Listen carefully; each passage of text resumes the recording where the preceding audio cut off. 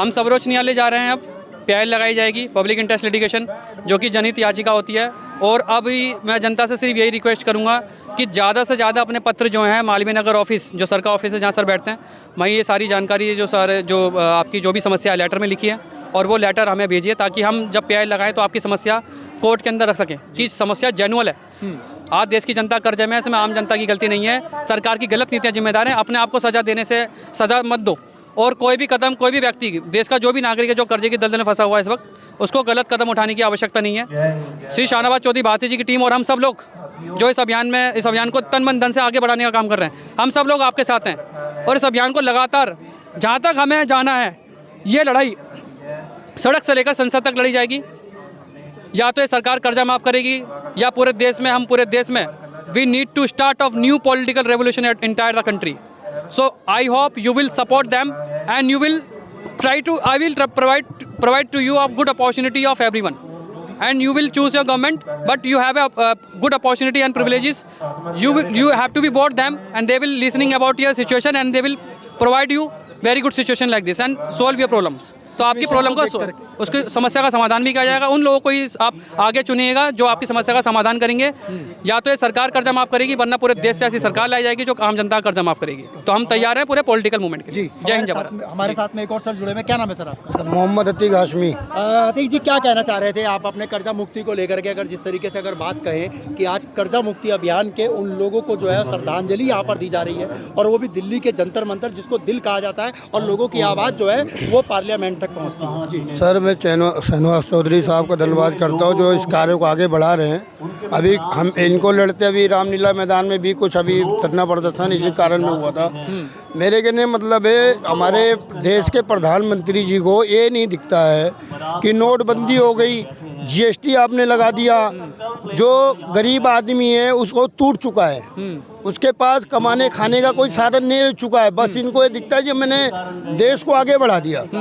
जनता घर में भूखी मर रही हो, बस देश पे हाई लेवल पे आप दिखा रहे हो कि मैं आगे देश को ले जा रहा हूँ। क्या लगता है कि अंबानी जैसे और मालियानी, ये लोग तो देश से बाहर चले गए सर? हमारे जनता, इन लोगों, इन जो गरीब आदमी है, हमारे छोटे भाई हैं, हमारे जो कर्जदार हैं, इनका जो विजय माल्या है इंग्लैंड में बैठा हुआ है, वो चीज़ बैंकों को नहीं दिखता है।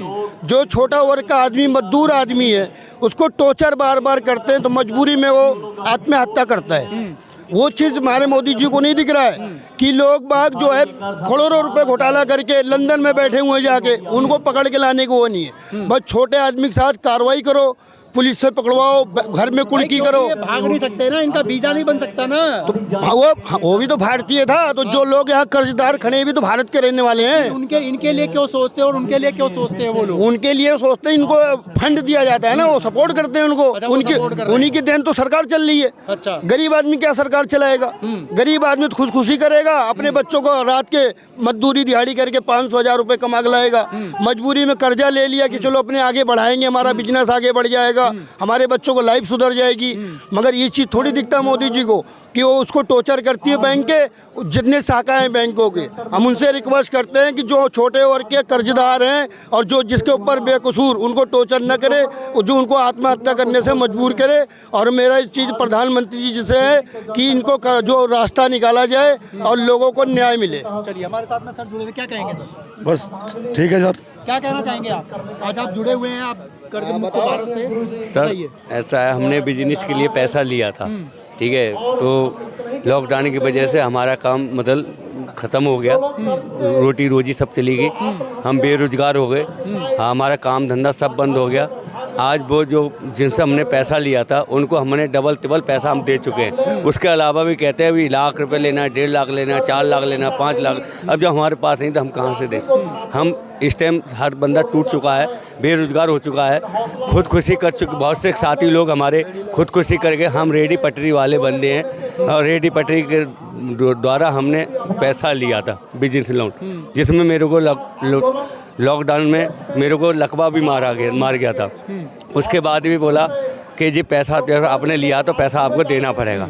आपको पैरालाइज हो गया था? हाँ। अच्छा, तो उसके मतलब आपने जब उनसे पैसा लिया तो उसके बाद में आप लोगों को किस किस तरीके से टॉर्चर किया गया, ये सामने बताइए, उन लोगों को भी पता लग सके कि जो लोग कर्जा लेकर के लोग परेशान उनको किया जा रहा है। अगर उन्होंने कर्जा ले लिया तो परेशान करने का क्या मतलब है?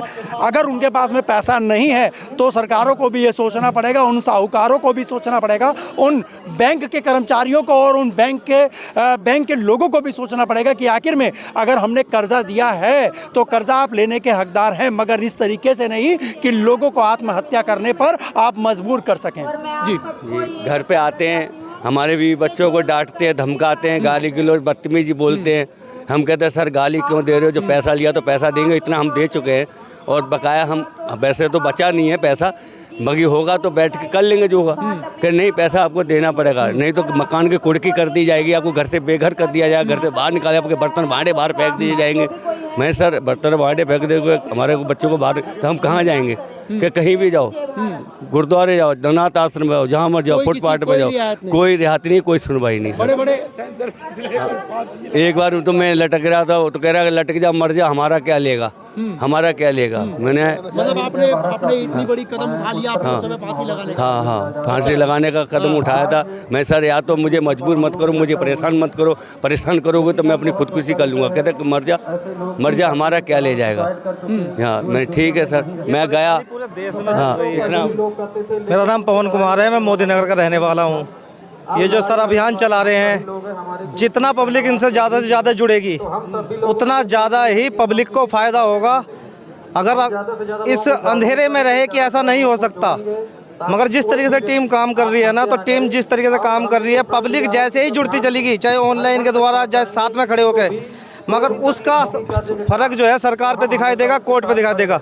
क्योंकि जिस व्यक्ति ने कर्जा लिया है ना, उसने कभी ये नहीं सोचा कि मैं नहीं दूंगा, मगर उसका काम छिन जाने की वजह से या घर में निजी परेशानी, कोई ना कोई दिक्कतों का सामना, निजी परेशानी होने के कारण में वो ऐसी उसमें तंगी में आ गया है कि उसे ब्याज दे या अपना घर चलाए। मगर पब्लिक को ये समझ में आती है, जिसने पैसा दे दिया, भाई मैंने तो दिया, मैं तो लूँगा, मगर वो टाइम भी अगर मांग रहा है ना, वो टाइम देने का भी हकदार नहीं है।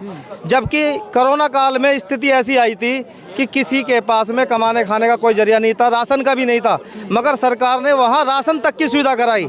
तो ये जो पब्लिक है ना, पैसा हर कोई देना चाहता है, मगर ये सरकार से ये कह रही है कि जो हम पे जायज़ बनता हो उसे हम किस्तों में देने के लिए भी तैयार हैं, मगर हमें वक्त चाहिए। मगर हम ब्याज पे ब्याज कोई भी नहीं दे पाएगा। जितना हमने पैसा लिया है उसी हिसाब से हम लोग पैसा दे देंगे। बिल्कुल, संशोधन तो करना पड़ेगा। चलिए, कहते हैं कि दर्द वही होता है, अगर यूं कहें कि दर्द सीने से निकल करके जुबां पे होता है, अगर जुबां बयां करे तो फिर क्या होता है। ऐसे ही सरकारों को भी सोचना पड़ेगा कि अगर आज ये लोग, ये वो शख्स है जो भारत की ही जनता है, चाहे वो तमाम भारत के राज्य में रहते हों, लेकिन अगर वो सामने जो कटिंग्स, आप अगर पेपर की कटिंग अगर आप ये देखते हैं तो उस पेपर की कटिंग के अंदर में जाकर के देखिए, वो एक परिवार नहीं है, वो एक व्यक्ति के साथ में हजारों लोग उनके साथ में जुड़े होते हैं, और एक व्यक्ति के साथ में चाचा, ताऊ, भतीजा, ये सब लोग कहीं ना कहीं ये लोग एक दूसरे के साथ जुड़े होते हैं। तो सारा परिवार व्यक्ति का, अगर परिवार में से एक बंदा जो मरता है, उसके पीछे वो पूरा परिवार खत्म हो जाता है। तो मैं अपने वीडियो के माध्यम से मैं यही कहूँगा माननीय प्रधानमंत्री जी से कि इन लोगों की बात को भी सुना जाए, ताकि इन लोगों के लिए वो एक ऐसा कानून आए जिसके अंदर में आज तक के अंदर में 2023 जो लास्ट चल रहा है दिसंबर का, 2023 तक के अंदर में जिसने भी कर्जा ले रखा है उसको उस तरीके से माफ़ किया जाए। और ये अगर माफ़ नहीं कर सकते तो जिन्होंने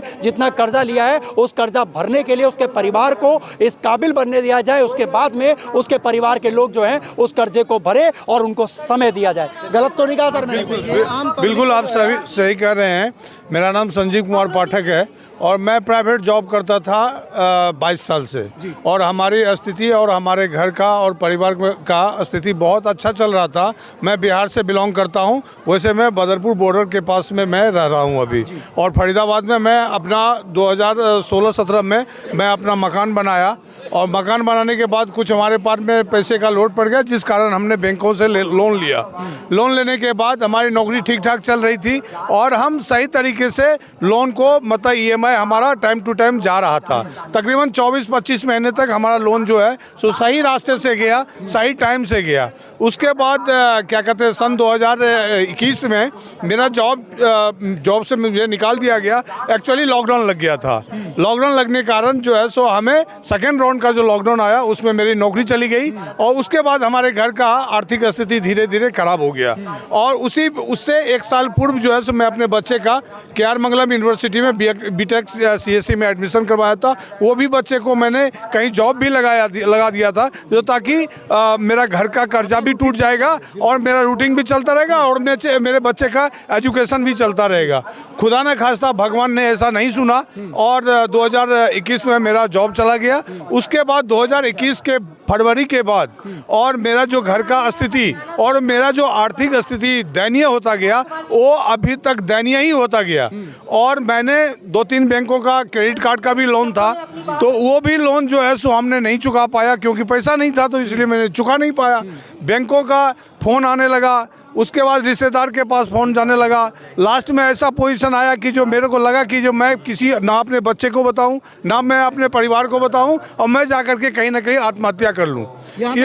यहाँ तक बात मेरा जो है सो पहुंच गया था। मैं अपना नंबर मैं अपना नंबर भी चेंज कर लिया था, क्योंकि मुझे इतना फ्रस्ट्रेट किया जा रहा था, जो कि मैं नहीं बता सकता हूँ, जो मैं इतना फ्रस्ट्रेट हो रहा था। बट किसी ना किसी तरह से 2022 में जो है, उसके बाद जो मेरा कुछ क्रेडिट कार्ड का जो था मेरा, वो मैंने कहीं पर किसी प्राइवेट कंपनी में मैंने जॉब पकड़ा। जॉब पकड़ने के बाद जो है सो मैं किसी तरह से 2-4 क्रेडिट कार्ड वाले का जो पेमेंट जो है मैंने ओके कर दिया, क्लियर कर दिया। और ICICI बैंक और सिटी बैंक, ये 2 मेरा बच गया था, जो कि मैं अभी भी नहीं भर सक रहा हूँ, क्योंकि मेरे पास पैसे नहीं है। मैं पैसे की बहुत तंगी में फंसा हुआ हूँ। और 2022 में संजोग ऐसा हुआ, जो शाहनवाज भारतीय चौधरी जी से संपर्क हुआ, ऑनलाइन द्वारा संपर्क हुआ, फेसबुक द्वारा संपर्क हुआ। फिर मैंने उनसे संपर्क करने के बाद मैंने रामलीला मैदान में गया, ऑनलाइन फॉर्म भी भरा, उसके बाद और एडिटोरियम में भी गया मैं, और आज मैं यहाँ भी आया हूँ। तकरीबन करीब मैं उनके पेज से उनसे मैं फॉलोअप में चल रहा हूँ। जब से ये आए हैं, मैं सरकार को भी ये बता देना चाहता हूँ, जो आज यदि शाहनवाज चौधरी भारतीय जी नहीं रहते, तो शायद आज मैं जो यहाँ स्पीच दे रहा हूँ जंतर मंतर से, शायद वो मैं स्पीच नहीं दे पाता और मैं इस दुनिया में नहीं रहता, मैं भगवान के तरफ वापस हो जाता मैं। लेकिन एक और सर जुड़े हुए हैं जी सर, सबसे पहले तो आपका स्वागत है हमारे